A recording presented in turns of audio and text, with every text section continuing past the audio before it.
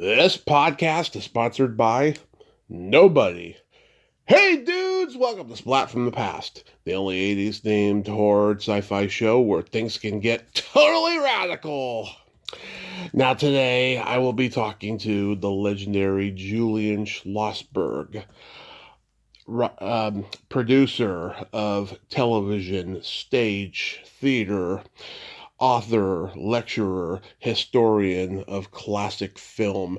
The man worked for ABC. He worked for Paramount. He was the head film buyer for the Walter Reed organization, and he directed one of my absolute favorite concert films of all time, No Nukes. It was a 1979 benefit for anti-nuclear war, and it was a 1980 concert film celebrating its 45th anniversary, and I am so excited that I'll be talking to him today. He's got a new book out as well, called My First Book Part 2, and he's got two podcasts that I listen to frequently: Movie Talk with Julian Schlossberg and Tales from Hollywoodland, alongside Stephen J. Rubin. Go listen to those wherever podcasts are available.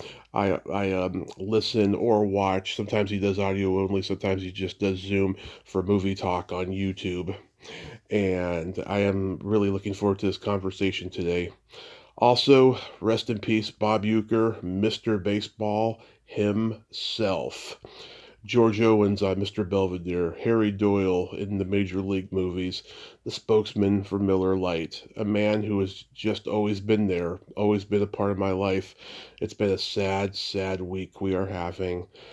Please, God, detain those fires in LA. Please. So yeah, here is my interview with Julian Schlossberg.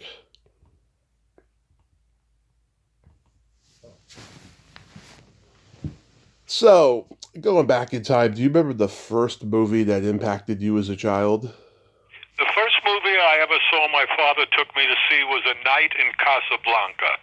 It starred the Marx Brothers, and it turned out the last Marx Brothers that they made together from beginning to end, meaning they made a couple of other movies without Groucho when he came in and did a cameo like Love Happy Right. with Marilyn Monroe. And so that was the first movie I saw. I found it so funny. And how unbelievable, Tommy, to know that many years later I ended up owning that movie. I ended up buying that movie from the E.M. Lowe estate. Right. And so it was in acting they call it having an arc. You go from one area to another, but really that's quite an arc. To have seen that as your first movie and end up owning it for the rest of your life. That is amazing. Yeah, what was it about that movie that you liked? Just the humor and the craziness Well, of the I'm a Marx Brothers? 4-year-old kid, so any kind of physical humor was funny, and Groucho talked so fast, Yeah. and it was just like nothing I had ever seen. It's not their best movie. It's a good one, but they had Yeah. much better movies like A Night at the Opera and A Day at the Races. But it was a good movie, and more importantly, as a kid, when you go and you're in a theater and hundreds of people are laughing, it's still nothing like that. Even almost 70, 80 years later, I feel the same way. To see a comedy in a movie theater is 100 times better than an iPad or an iPhone or any computer. I agree. Absolutely. Yeah, Horse Feathers is my favorite Marx Brothers movie. Yeah, that's when they were much less disciplined than Irving Thalberg, who brought them to MGM and took them and made them a more disciplined comedy team. But I liked Horse Feathers and Duck Soup as well. Those are great movies. What genre did you gravitate toward the most growing up? Well, probably comedy. Comedy has always been my entire career. Well, many of the plays, majority of the plays and movies that I produced were comedy. I find we need laughter in this world, never more than now, and I like that genre, and that's why luckily I ended up either representing or working with or being the rep of Mike Nichols, Elaine May, Neil Simon, Larry Gelbart, Right. the great comic writers and of our time. Were you like it Laurel and Hardy and like W.C. Fields? I love both. I love all of them, and there's nothing funnier than the very last line of every Laurel and Hardy movie, and I've used it throughout my producing career. Which the last line is, "This is another fine mess you got me into." Yeah. That's a great line. Yeah. That's one of my favorites. Were you into like noirs and like MGM musicals? Oh well, the MGM musicals, of course, I loved, and to be a close friend of Stanley Donen and a man who made both Singing in the Rain and Seven Brides for Seven Brothers and Funny Face. I mean, some of the great musicals ever made were directed and choreographed by Stanley, so that was great, and I love those too. Sure. Well, music has been a very big part of my life. I had a record company. I co-produced, and co-directed a music. Well, no nukes. So yeah, music has been a very important, as I say, part of my life. Yeah. That would you agree that MGM's catalog was much more chance taking, whereas like MGM was much more saccharine and schmaltzy? Well, it depended. There were three different areas of MGM musicals. Arthur Freed had one, and there were two others. I've just gone blank on the other two names, but they were famous as well. And the Sackman ones were made by the other guys. Arthur Freed did not. Arthur Freed was a songwriter Mm-hmm. before he became a producer, and he probably was the most important producer of all musicals, period. And he wrote the song "Singing in the Rain." Most of the songs, by the way, in "Singing in the Rain" were done before. They were not written for "Singing in the Rain." The Right. only songs that Betty Comden and Adolph Green wrote for that musical was "Moses Supposes His Toes Are Roses." but Freed did the best musicals, and he was known as the number one producer for MGM. The other two, there was, I think, Jack Cummings was the second, and I'm just going a little blank on the third. But Freed, who was originally a lyricist, was the man who produced the best ones. I feel, you know. Mm-hmm. He was the associate producer on The Wizard of Oz, but but after that he did take me out to the ball game and On the Town and Annie Get Your Gun and Royal Wedding and Showboat and Singing in the Rain, as I said, Brigadoon, and so many more. Even Gigi. I mean, Gigi, Singing in the Rain. It does not get better than those two musicals, in my opinion. Oh, he even did Meet Me in St. Louis, which is another great one. Mm-hmm. He worked with Donen and he worked with Minnelli, Vincent Minnelli, and they were the two best musical directors as far as I was concerned. He also produced Easter Parade. So you were talking about the best musicals made were by Arthur Freed. The other MGM musicals that you're referring to were a little sweet and saccharine. These were not. A lot of people don't realize that Easter Parade, one of the writers was the novelist Sidney Sheldon. Right. I mean, do you think there was a difference between the MGM 20th Century Fox and RKO musicals? Well, yeah. I mean, first of all, nobody compared to MGM in budgets, in the greatest talent. MGM had, as they say, more stars than there are in heaven. But I mean, Fox had Shirley Temple, and that Right. was huge. And then they had Alice Faye. Then they had Betty Grable. So they Dan had their Daly. group, and Warner Brothers had the great Jimmy Cagney making musicals, and Joan Blondell. They all had their little specialties in the Busby Berkeley movies with Dick Powell. So it would depend on the studio, but in my opinion, MGM made the greatest musicals. Nobody came close. Absolutely. Were your parents film goers? My mother found show business pretty dull. She found it very superficial, didn't particularly think much of it. My father was enamored of it, so it looked like I leaned towards my father's views on that particular point. My mother didn't like the idea at 10 years old that I brought variety home to read. She wanted me to be a lawyer or a doctor or a dentist. So I listened. I didn't bring variety home. I just read it on the streets. Yeah, yeah, because I always wondered what that generation thought about film because they saw it at the very beginning, did they think it was like a distraction or a passing fad or something like that? It's Well, pretty movies interesting. got that generation through the Depression and World War II. Hmm. So I don't think that my mother was a highly educated woman, so she found it, as I say, superficial, a lot of show business. But most of that generation of my parents got through the war. I mean, you're talking about 40, 50, 60 million people a week would go to the movies because there was no, television, there was no streaming, there was no computers.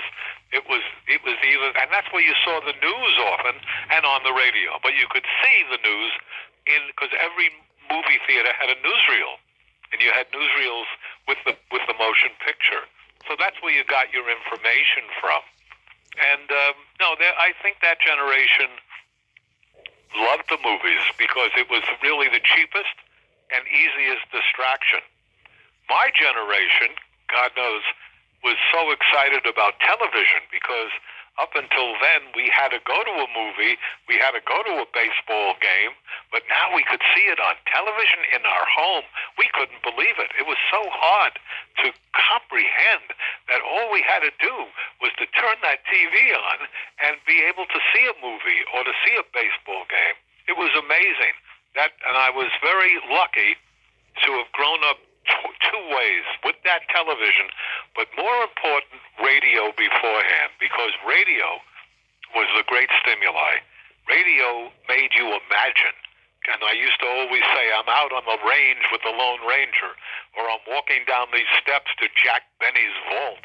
I mean, you had to imagine it, and that really triggered the imagination.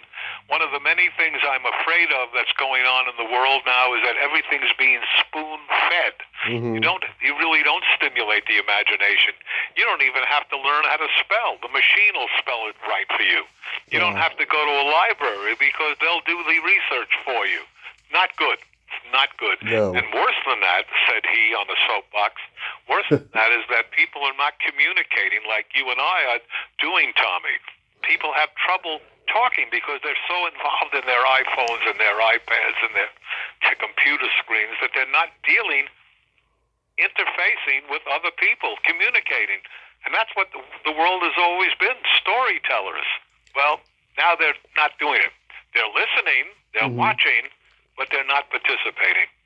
And there's so much oversaturation of new content and so much choices out there that no one's having the same common experiences anymore. That's even a better point. That's absolutely right. Yeah, it's not the same. It's really, really sad. It's very dissipated, yep. When you were growing up, did you watch the $1 Million Movie? Well, of course, that was Channel 9 in New York City. It was owned by RKO. We didn't know that at the time. Huh. But sure, they played the same movie over and over again Yeah. with the theme from Gone with the Wind. Was that because they were having trouble getting movies licensed? Yeah, most likely. And there was an independent station. You remember that the three networks owned pretty much the television audience. And even in New York, where there was 7 stations, which unlike most cities, but most of them had 3, we had 7 in New York City. There were only 3 major ones and 2 channels, CBS, NBC, and ABC. And then there were the 5, 7, 5, 9, 11, and 13. And you see, the higher your number, the less power you have. So when UHF came in, ultra high frequency, from channel 14 to channel 80, as high as you went was as low as your frequency was, meaning that the power for channel 2 in any city was the strongest signal you could get. Yeah, do you remember like every year they'd show The Wizard of Oz on CBS, The Sound of Music on NBC, and The Ten Commandments on ABC? Going back to what I just said, it was a special thing. I mean, I just felt like back then, we earned the right to see, part 2 the next night or the next week and stuff. Whereas now there's so much, there's so much overload in streaming that you can binge watch, everything in a day. And even though that's great, it can also just be excessive, you know. I mean, it's like who has time at the same time, you know? Well, it's not only that, but as you said earlier, there are so many choices that you get overload. It's like going to a restaurant and they give you a menu and it's so extensive that you don't know what the hell to order. You just don't know. I used to think that if I ever owned a restaurant, I'd have 5 main dishes. That would be it. I mean, I remember when, you know, like, you know, in the 1930s and 40s, you know, you'd go see a matinee serial. They were so popular, you'd go back the next week to see the cliffhanger. I believe that's where episodic television, like, first began. Well, actually, it really began in the movies. You had the girl tied to the train, and they'd say, come back next week to see if she gets hit by the train. The serials started in movies, not on television. Right. But what I'm saying is, you know, the whole episodic, you know, structure of like, you know, coming back next week to see what happens, you know, I think that's where the idea for that on television came from. Well, as I say, it came from the movies. Okay. Okay. Did you ever get to see any Will Rogers or Harold Lloyd movies in the theater when you were a kid? No, I never did. I may be old, Tommy, but don't make me that old, for crying out loud. Well, you never know. I mean, you still had revival houses back then, right, of like silent stuff. No, but I did. Over the years, I handled some of the great classic silent movies. Mm-hmm. Douglas Fairbanks in The Thief of Baghdad, or Lon Chaney in The Hunchback of Notre Dame. And they were very, very interesting movies. Beautiful. There are incredible special effects in The Thief of Baghdad that even to this day people don't know how they did some of it. The same with the original King Kong. Incredible special effects on that. So you never know. I mean, one of the most interesting things about The Hunchback of Notre Dame, and remember when they were making these movies, there was no censorship. At one point, they have the poor hunchback in chains, and they're flogging him. A crowd is watching and cheering and watching and kissing, actually kissing, while this is going on. So this S&M thing started in film quite early. Yeah, that's so funny. Yeah, I mean, I fell in love with old Hollywood films at the time when TNT was first launched and Ted Turner was starting to colorize old films. What did you think about that when he started colorizing old films? Well, I thought I was 100% against it. Mm-hmm. It was not the filmmaker's choice. They chose to make a film in black and white, and there were reasons. I mean, you would change the concept of the film by putting it in color. I was 100% against it. Yeah, I mean, I the first time I ever saw a colorized old movie, it was probably either The Wizard of Oz, but then I had a VHS tape of the Laurel and Hardy movie Way Out West colorized, and I finally just saw the black and white version like a decade ago. I actually like the colorized version better in a strange way. I just think it looks better colorized. I think Way Out West would work better colorized. Yeah, I would agree with you. I know I've never seen it colorized, but I certainly sold. I was a distributor of the 10 features at one point that an admiral of all things owned the rights to, and who wanted it in a card game from the Hal Wallace estate. Really weird story, but Way Out West would lend itself to it. Yeah. To colorize the beginning of The Wizard of Oz is so crazy because when she opens that door and it goes to color, that's one of the most exciting parts of any movie ever made, and you're taking it away by colorizing the beginning. So it's absurd to me. That first shot of her backside colorized, I mean, you think to yourself the first time you see it, it's like, wait, what just happened? You know? Yeah, right. She went from color to color. Exactly. Yeah. Yeah, it was a brilliant idea, and that's one of the few movies that holds up over generations. Well, you take Casablanca, you can't get a better movie than that, and that holds up better than any movie I've ever seen. I like Casablanca, but Wizard of Oz, there's something so magical about it. Oh, they're both great. Why choose one over the other? They're both great. Yeah, but I don't know too many kids who want to watch Casablanca, but Wizard of Oz, yes. That's true. Little You're kid, absolutely right. If you're talking only about children, yes, The Wizard of Oz. little kids, yeah. So when you were at the Walter Reed organization as the head film buyer, were you able to buy a lot of movies that you grew up on, or was it mostly then current that they wanted? No, current. I had first-run theaters by and large. I was responsible for a lot of first-run theaters in Seattle and Portland, San Francisco, L.A., Chicago, New Orleans, and Dayton, and oh my golly, Washington, Washington, Boston, and New York. And in New York, we launched movies. In those days, you didn't go out with thousands of prints. You opened New York and maybe L.A., and that was it.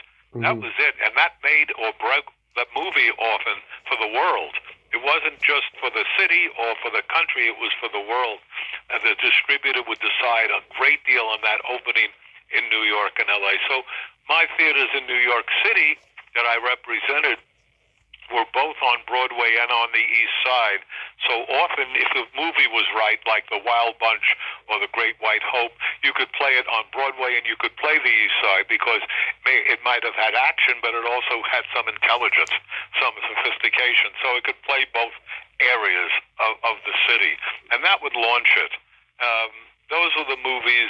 So now I also was involved with revival houses, and Mm-hmm. it was there that I could put in the movies that I grew up with at times. Yes, that could happen, but there weren't too many. Almost, I would say, 90% of the movies theaters I represented, and there were 80 in the whole circuit, were basically first-run movie theaters. And I don't know how accurate this is, but I'm pretty excited if it was. One of the biggest successes you guys had was Night of the Living Dead. Yeah, and in a way, I think we started the midnight shows in this country. Started at the Waverly Theater. We put it in at midnight at the Waverly, and it became this incredible cult sensation. Did not do well initially, Mm-hmm. the way Fox had with the Rocky Horror Show, but once they became a cult film, once it became a midnight show, it changed everything. And that's right. That was quite a film, and that launched George Romero's career. Yeah, did you ever meet him or talk with Oh, him? sure. We had lunch and dinner, and especially in Cannes, because I went to the festival. 30 years I went to the Cannes Film Festival. When I first went, Tommy, when I first went to the Cannes Film Festival, Yeah. may have been one or two of the only buyers in America. And so I was at the head of the line. Within a few years, I was at the back of the line. everybody was going. Studios were going. Rich people going just to buy movies. But initially, it was really a lovely time. I was like I kind of went the other way. I went from the kind of the belle of the ball to the wallflower. I went the other way. Yeah. Yeah. I know several of the cast members. I've met them in person at conventions, and I've interviewed on here and stuff. I love Romero's movies. I'm a huge fan. When you had Castle Hill Productions, you distributed The Hills Have Eyes. Well, that's true. But The Hills Have Eyes too. I didn't have Oh, the original Hills Have Eyes, okay. which was a successful one. The one I had was The Hills Have Eyes 2, which wasn't successful. Yeah, not as good, but it's interesting to see certain things in it. But they showed way too many flashbacks in that one. The reason that I'll tell you that quick story, Tommy. Maybe it's Hmm. not so quick. When they came to see me, they needed money to finish Hills Have Eyes 2. Hmm. The problem that they had was that every person in the Hills Have Eyes cast had been killed off in the first movie. So they didn't know they needed to find a way to finish the movie, and that was not the kind of movie I did. I did more sophisticated, Yeah. more intelligent movies. I had the Kazan movies, Orson Welles. I had Cassavetes. I had those kind of films, and I had John Ford Stagecoach, Long Voyage Home. I had Yeah. Lubitsch's To Be and Not to Be. I had really fine quality movies, but I also delved a little bit in that. But this was not the kind of film I wanted to put money into. And years later, they got it. They finished it, and I was curious to see how they got it, what they did, and what they did was it. And this is really funny. In the very first Hills of Eyes, as I mentioned, everybody was killed, but there was a dog a dog, and the dog survived. And so in Hills Have Eyes 2, they put the dog in front of a fireplace, and the camera pushes in, and in the only time in the history of movies, a dog has flashbacks.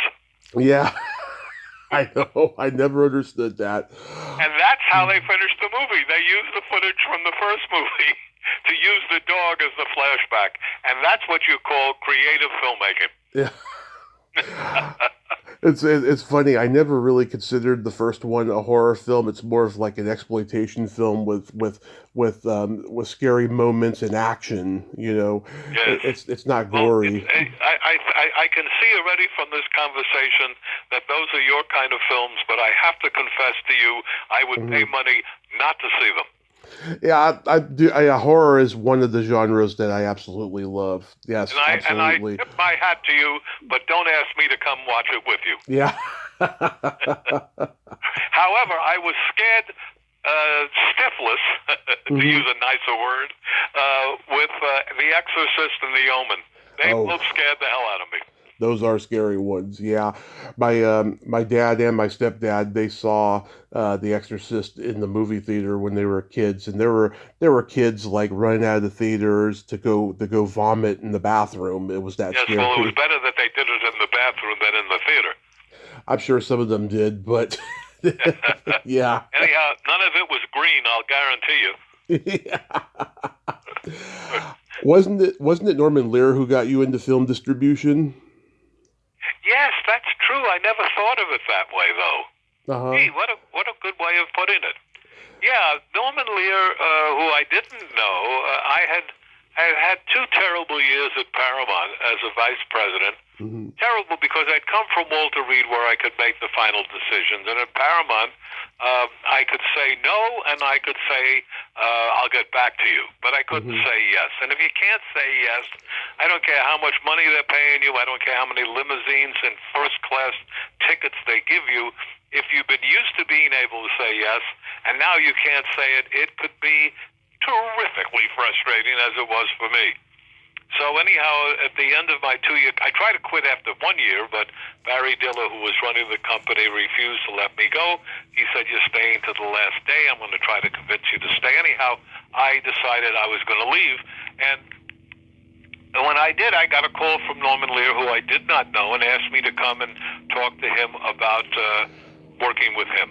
And I was so excited because I thought to myself, wow, Norman Lear, this guy is interested in me, and this is so exciting, and I couldn't wait to hear where we were going to meet in L.A. because I was sure it was going to be the Polo Lounge at the Beverly Hills Hotel.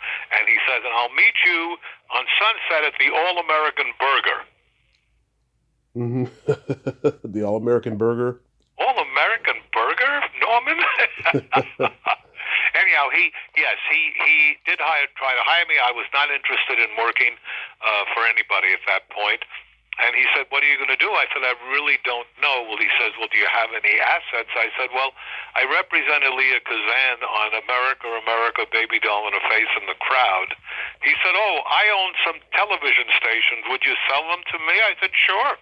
He said, "Well, I want you to see this fellow." And he set me up to the guy, and I went to see the guy, and he explained to me that he wanted those movies, and I had a couple of others, and altogether I made a big package and sold it to him. And he said, do you know the people at, was in Los Angeles, it was called On TV.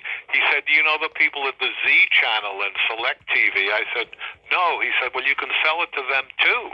Now that was very unusual, Tommy, because in this business, up until the time I'm talking about, if you sold KTLA or KHJ, they bought it exclusive for Los Angeles. Yeah. Well, obviously these new guys didn't care about exclusivity. And so all of a sudden I took those movies that I sold to Norman Lear's station, to Select TV and the Z Channel, and then the people for Norman Lear said, "We also have a station in Detroit." And all of a sudden I had made 4 sales of about 6 movies, about 24 films in a period of an hour and 2, and I said, "Well, this is a business for me." Yeah. And I started then acquiring movies, and I went from about 6 movies to 500. over the lifetime of Castle Hill. I had one of the largest libraries in the history of the business, certainly for an individual. Yeah, and Norman Laird, that guy was just an American success story. I mean, he got huge TV success as a producer at 50 and died at 101. I mean, that is a huge accomplishment. Yes, yeah, he was quite a man, and I did a series called Witnesses to the 20th Century, and he was one of my 160 interviews that I did with the most extraordinary people on the planet, and I hope one day to bring that out. But right now, it's sitting in a vault, and I have to go do some editing. Yeah. So, can you believe it's been 45 years since No Nukes? Why didn't you tell me this before the show? I just grabbed my heart. 45 years, that must make me old. Yes, I don't believe it, but I do believe it. The answer is yes, I do believe it. But that was one of the most exciting times of my life, and I was very happy to have co-produced and co-directed that movie. I was able to sell it to Warner Brothers, and so yeah, it was quite a time. It was incredible. It was the first, and I think to this day, the only movie that Bruce Springsteen ever was in. Movie. Yeah. He's in 3 great numbers that he does, and Introduce the River, which is the first time, and of course Quarter to Three, and Born to Run or whatever. The big thing about that movie was that we had an enormous amount of rock and rollers who came together to protest the proliferation of nuclear energy where it was unsafe. And we had, if you want to believe in fate, at the same year we were making that film, 3 Mile Island occurred, where there was a mishap and nuclear energy seeped into the air. It was very dangerous, and it was almost as if someone was saying, "This will help your movie," and it did. And we had James Taylor, Crosby, Stills, and Nash came together for change, and James Taylor and Carly Simon and Doobie Brothers. Poco. Quite a group. Yeah, I was 12 when like VH1 would have like, concert movie weekends and they would show this, and I was just blown away by it.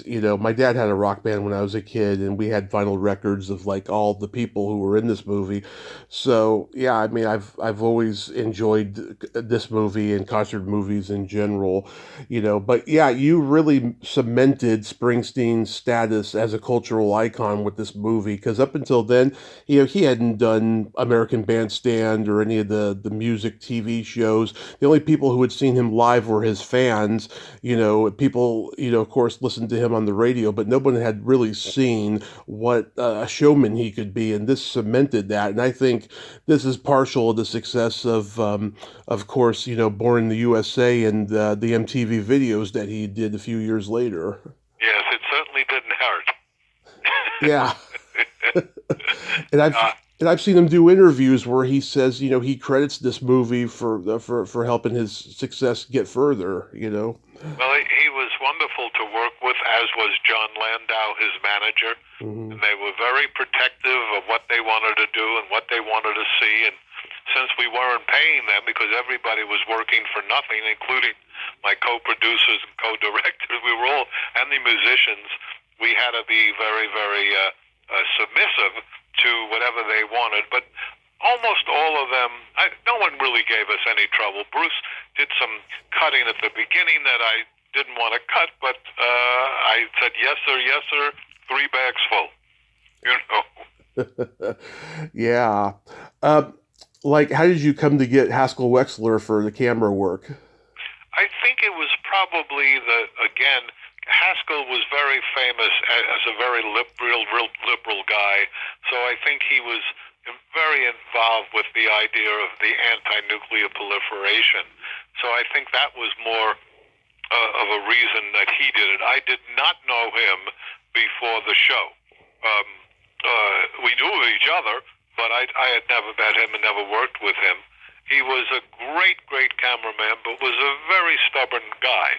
and often got fired on movie sets because he and the director would not agree, and he was not going to give in, and the director invariably wasn't used to a cameraman telling him what he wanted. So, but he and I, at the very beginning, had a little bit of a problem, and then I convinced him. He didn't understand why we were doing what he considered all this excess footage, backstage footage, and numbers that he felt would never be in the show. And I said, we want to have Haskell a library, not just of the movie, but of the whole experience. Yeah. And when he heard the word library, he got it. He understood it. He was a smart man. And once he heard that library, that he got, and then he was incredibly complicit. He never again gave me any trouble after that, ever, because he understood the goal. And the goal wasn't just the movie, it was the footage around it as well. He directed that great political movie, Medium Cool. He did, and it was a very, very fine movie, didn't do a dime. Yeah. Very good movie. Robert Foster starred in it, and he shot the footage at the Chicago Convention when they were in '68, where they were getting whacked around. It was quite a movie, Medium Cool. I really liked it a lot, but it didn't do a quarter at the box office, I'm afraid. So how did you initially get involved with No Nukes? Barbara Koppel, a wonderful documentarian who made for Hopper, oh God, Julian, don't go blank on yourself. But I'm going blank. Anyhow, she made some wonderful movies, and she had made a film, Harlan County, USA. Yay! It just takes a little while sometimes to come back into my head, Tommy. It's floating around like you go to that a tailor shop and you push the button and the clothes go around. I'm trying to grab it off. Just trying to grab off my suit, but I can't.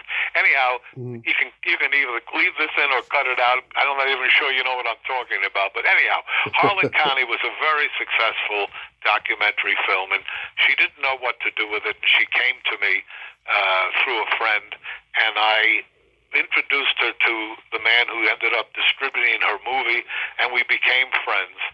And I was working at that time with Robert Duvall and Horton Foote on a movie called Tender Mercies that I was going to be producing. And she called me, and she said, look, I have all the money for this documentary about nuclear energy. We've got all these great musicians, and I'd like you to produce it. And I said, whoa, well, that sounds great. Let me first talk to Horton and Bobby Duvall, because I called them and I said, look, I have this opportunity. I'm not raising the money for you. I'm not doing the job I should be. And I have this opportunity to produce this documentary, and I'd like to do it, but I'd like you to let me out of our agreement, because we had no contract. And they said, of course. They were great about it. And thank goodness they were able to raise the money, and they did make Tender Mercies, and it was a successful movie. But anyhow, to answer your question that we were both much younger, when you asked me, yes, Harlan County was her film. I helped her get a distributor and helped her with the movie at the end after it was shot. And she in turn remembered and called me and said, would you produce it? I said I would, and that's where I came back to New York from LA at the time and started working with, the co-producer was a fellow named Danny Goldberg, who I didn't know, but we became very close friends to this day.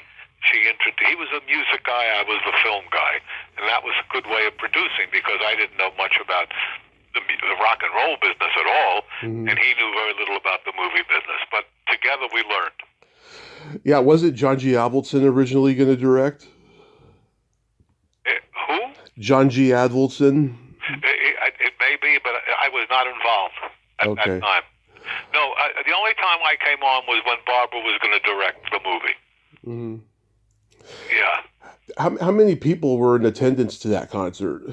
Well, first of all, it was more than one. There were 5 concerts at the Madison Square Garden, and they were all sold out. Every one of the five, that people were standing on their heads to get in. And then we went to Battery Park and did, at that point, the largest outdoor rally, I think, in the history of outdoor rallies.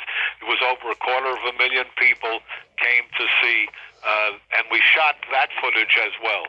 We had 7 cameramen.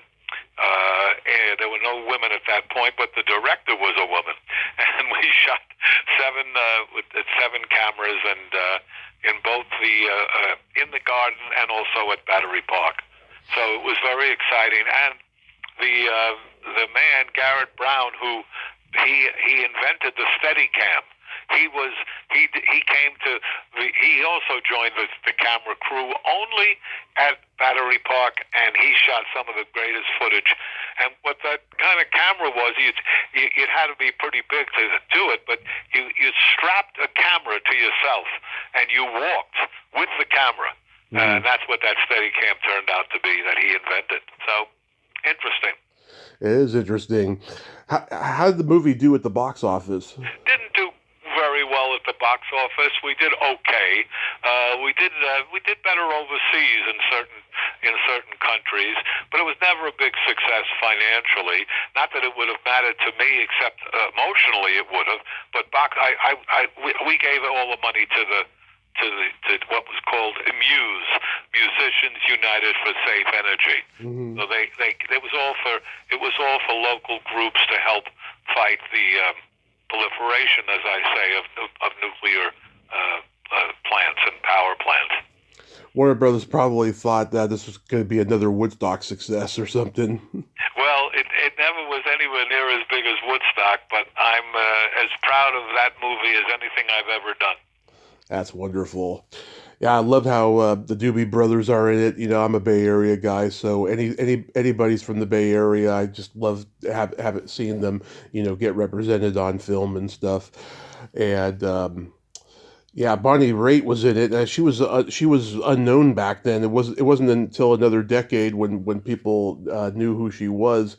But she's in there. Tom Petty, and I know that in the concerts, Ray Parker Jr.'s radio and Shaka Khan were in there, but they're cut out of the movie. But that boggles my mind how they even got involved, because this was mostly rock people. Well, it was interesting. I mean, Graham Nash and Jackson Browne were very involved in the bookings of a lot of the groups, and Tom Petty, sadly, was the only one who wouldn't sign a release. So he's not in the movie, I don't think. Maybe he is. I tell you, at this point, I don't remember. I don't either. I don't think he's in it. But we shot it, and he did a song called Breakdown. It was brilliant. But I think his problem was this. As any performer you'd understand, and you were a former stand-up. Do you still do stand-up, by the way? No, not for 7 years. But you do know what I'm saying as a former performer. When he was out there doing his songs, the audience at times were yelling, "Bruce! Bruce! Bruce!" Well, you know, not really very good to hear Bruce being yelled when you're singing a song, but that audience, many of them had come to see Springsteen. Nice. So I don't know this for a fact. It's my theory that that's why he did the sign, because he played for nothing.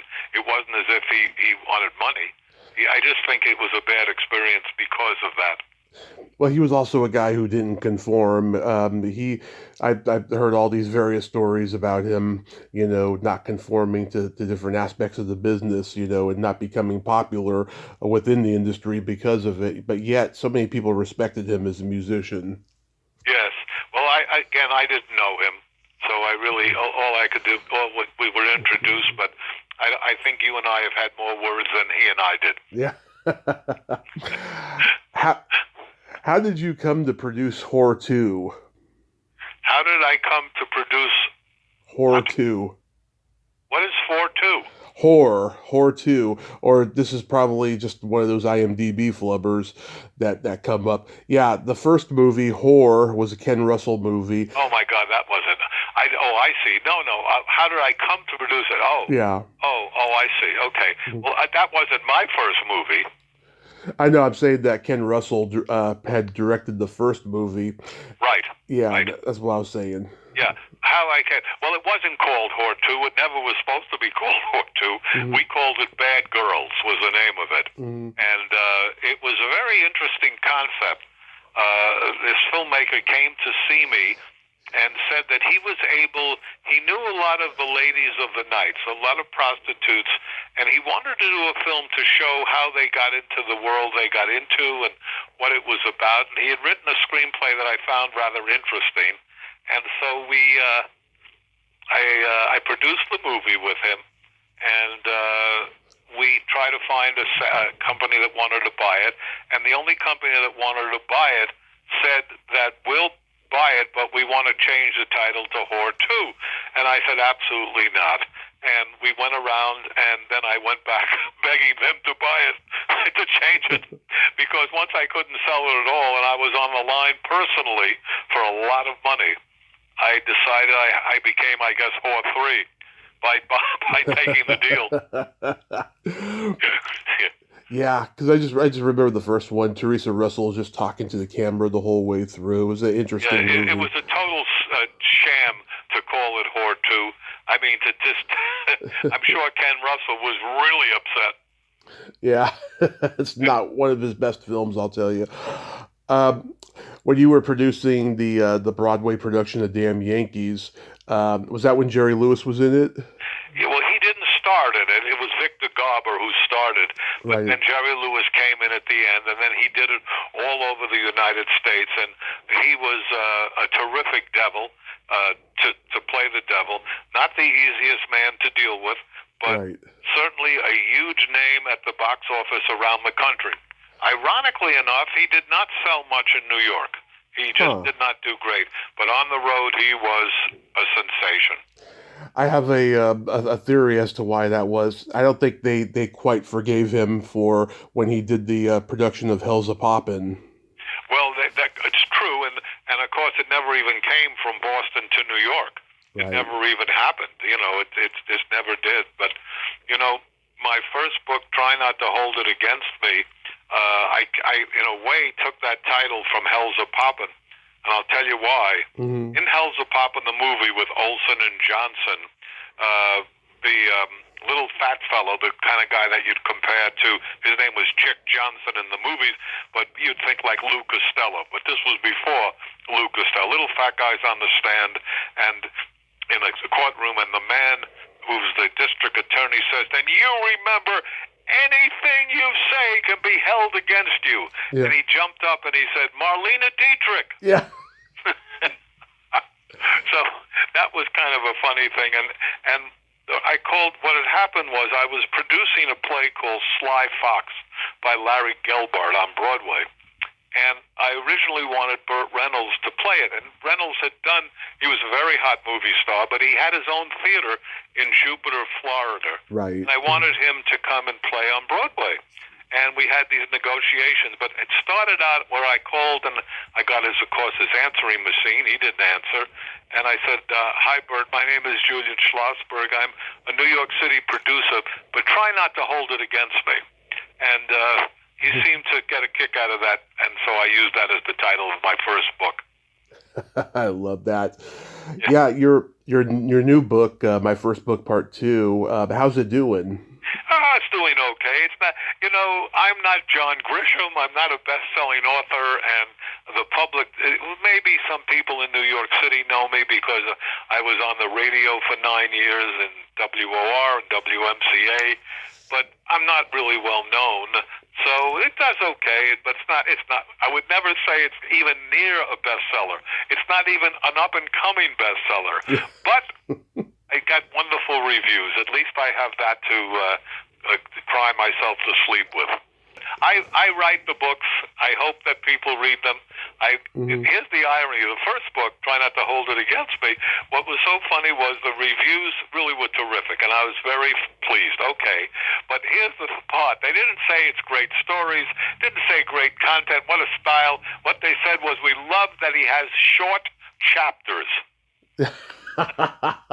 God. I remember thinking, That's a kiss of death. that's a bit of a backhanded compliment.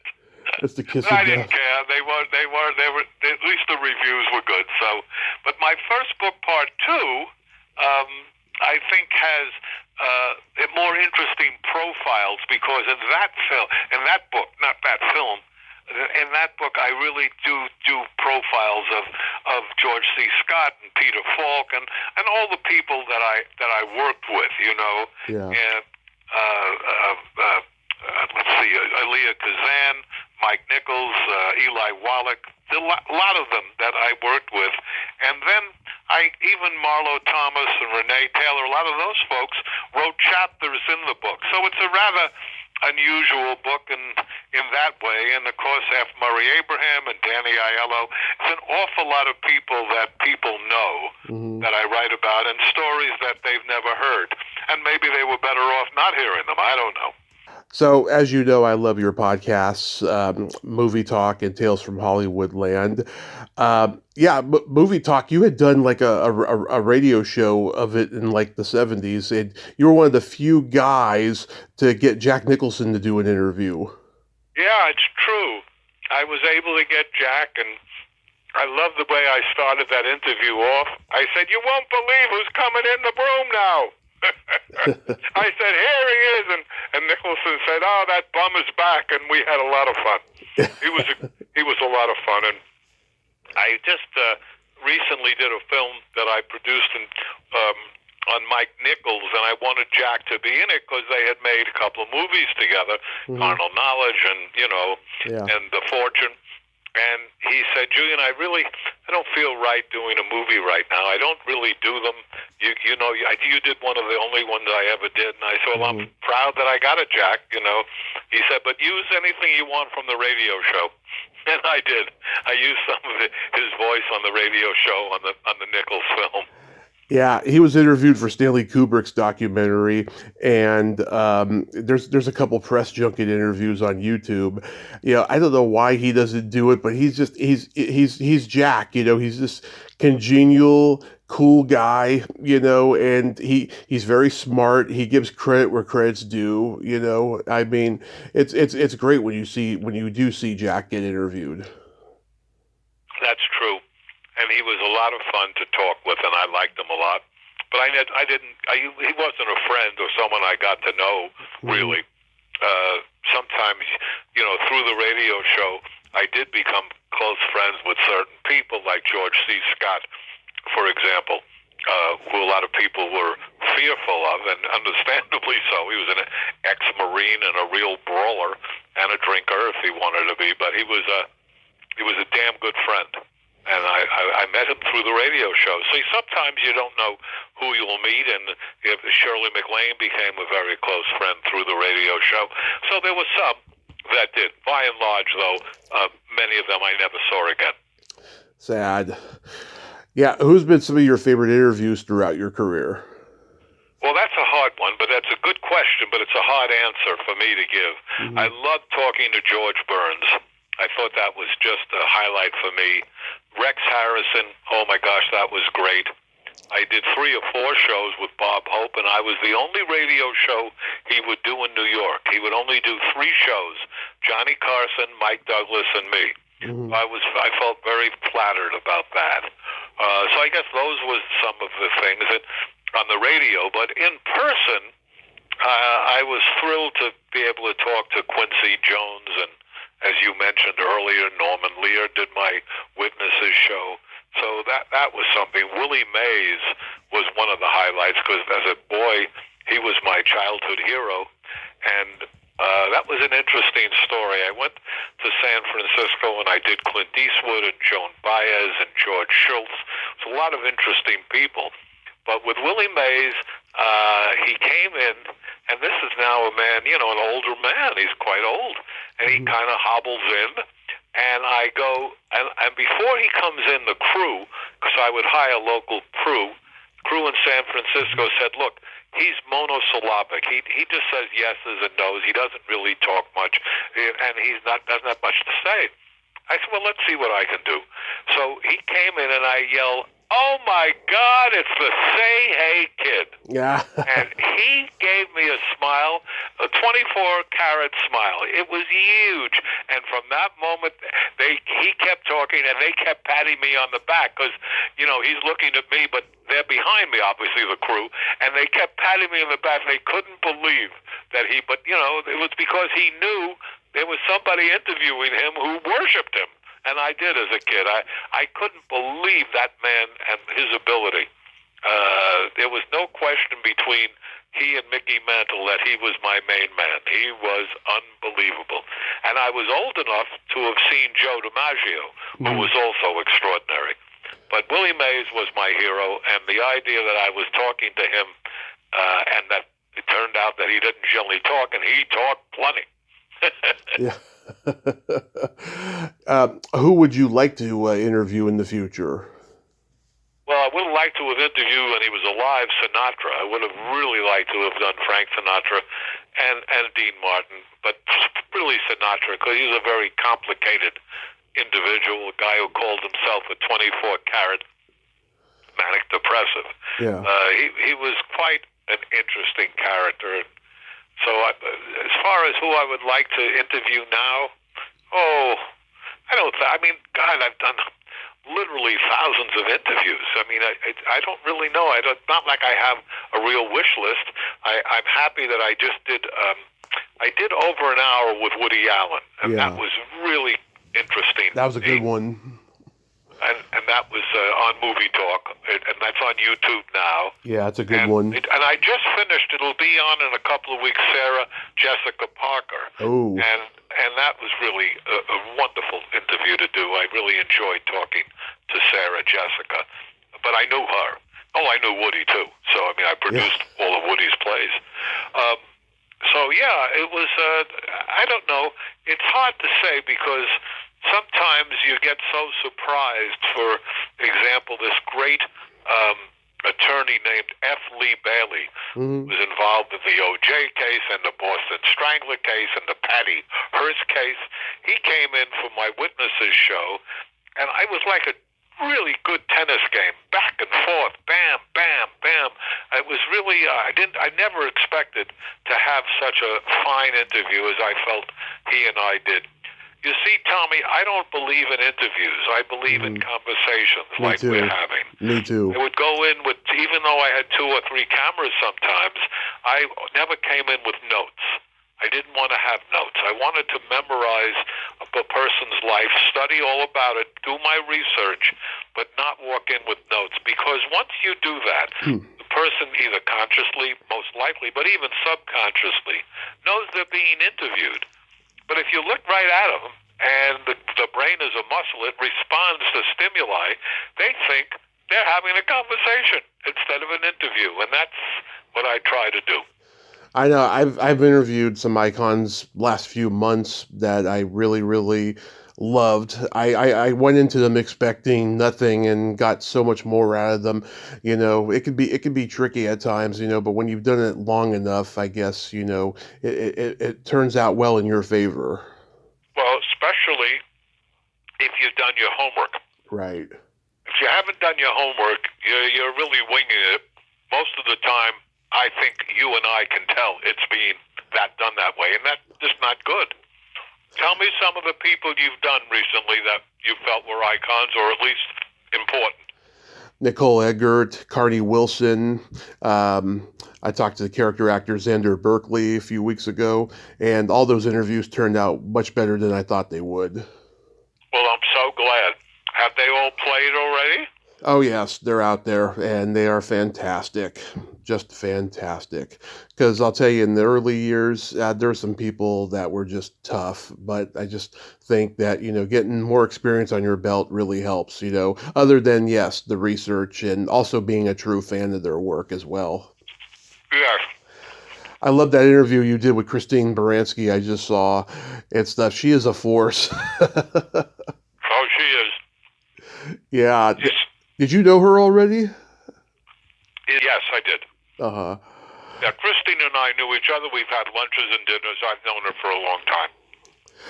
I'll tell you, you had on the Tales of Hollywoodland, you had David Seltzer and David Ward on, and I guess I have found that interviewing male writers is very tricky because they can be the nicest guys, but they can also be very bitter and resentful because their work gets changed by other writers, in the final product and so forth. I find that interviewing female writers is much more fun because even if they're bitter, they're burying it with humor and jokes and just positivity.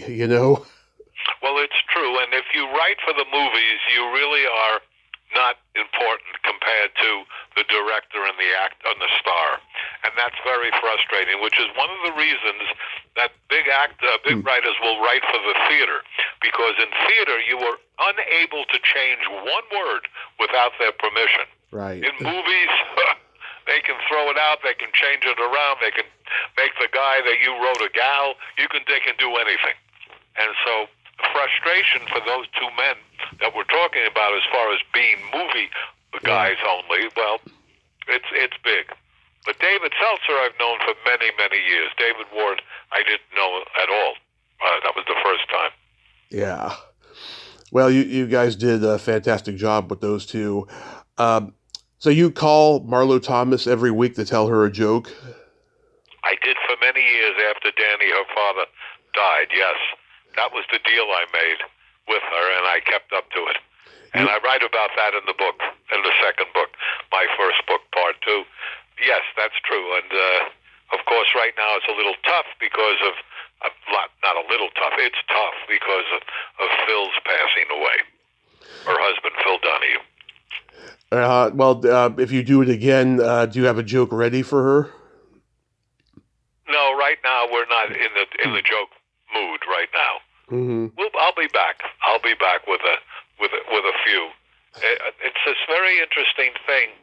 Historically, I find that when things are not going well in the country, economically or politically, the jokes are less. Right. And when things are going well, the jokes proliferate. I don't know if that's true. It's just a theory of mine. Yeah. Right now, I haven't heard a good joke, for example. I have people from all over the world calling me with jokes, and I do the same to them if I have. But I haven't been called for a joke in a month. I can't remember the last joke that anyone called me about. Well, the next time you talk to her, you can tell her this joke. Okay. What do you call a boy that doesn't masturbate? What? A liar.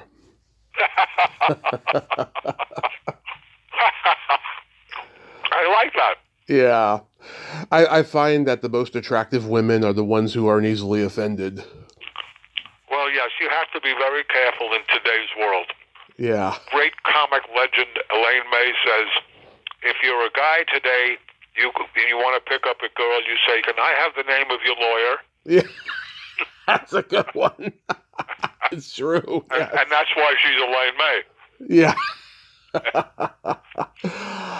Julian, this has been such a great honor. Thank you so much for coming on today. Oh, Tommy, it was a pleasure. And if you get stuck in the future, give me a ring. We'll do another hour. All right. You have yourself a great day, sir, and be safe. Thanks. Please keep listening. I will, always. Okay. Thank you. Bye-bye. Well, there you have it. Julian Schlossberg. Ain't he a cool dude? Oh my God, he is a funny, funny man. Oh my God, he should have had a career in stand-up comedy or some kind of comedy. He's a funny guy. He wasted his whole life being a producer. Oh my God, he is hilarious. But it was a great talk today, and he was just so insightful and full of wisdom. I was so honored to talk with him today. Go watch movie. Oh, go watch/listen to Movie Talk on YouTube, and Tales of Hollywoodland on Spotify and wherever else podcasts are. Well, until next time, this is Tommy Throwback Kovac saying there's no shame in living in the past because the present sucks. Later, dudes.